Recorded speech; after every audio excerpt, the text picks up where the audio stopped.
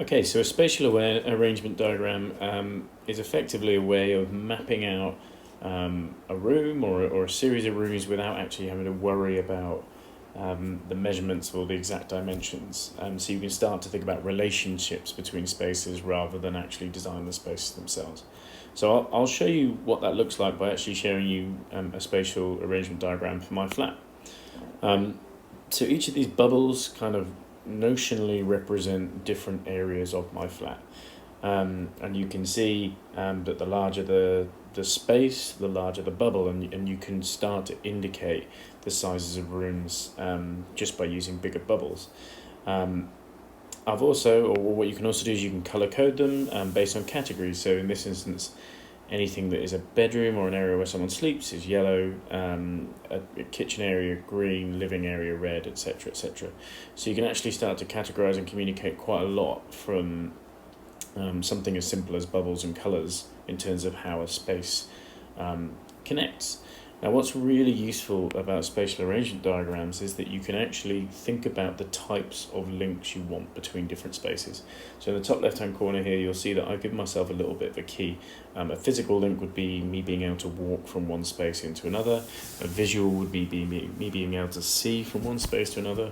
Audio being able to hear, and smell, in the case of something we'll get onto shortly, would be me being able to smell what's happening from one room into another.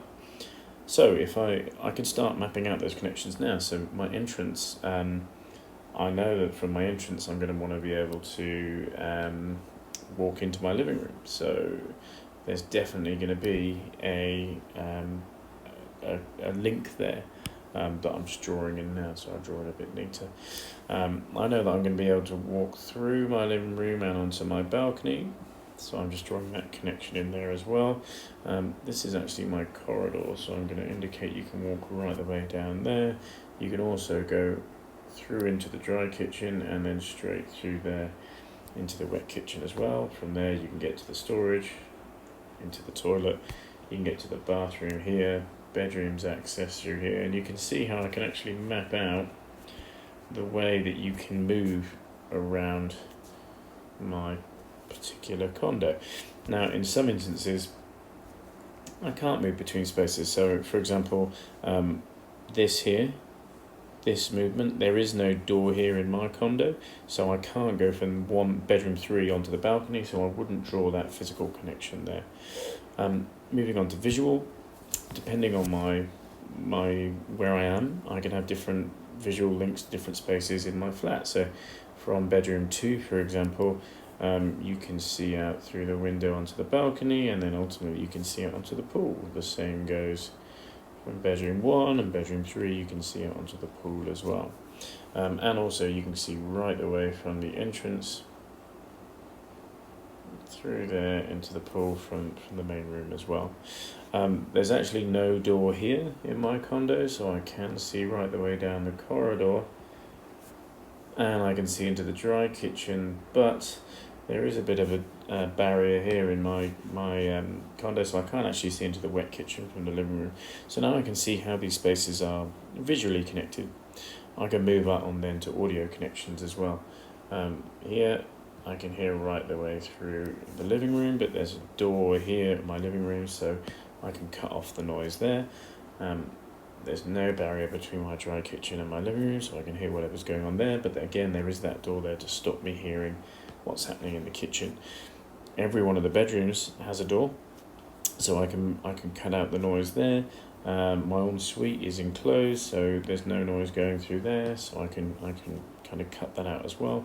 And you can see how you can effectively build up a pretty clear idea of what relationships there are between the different spaces. So for example, on my balcony, I'm going to hear everything that's going on in the pool. So I need to be aware of that. Why have I put smell in as well? Well, there's positive smells and negative smells. In my particular instance, it would be lovely to be able to smell all the food from the kitchen coming into the living room, and sometimes we can if the door's open, but I definitely don't want to smell what's coming from the bathroom into the communal spaces. So if you were designing a house and you were finding that there were something that looked like this, smell connections that went from bathroom to bedroom, that would be a real issue for you. So you can actually create diagrams like this for your space, your house, before you actually even start thinking about designing it in any real detail. And that's what a spatial arrangement diagram is. That's all there is to it.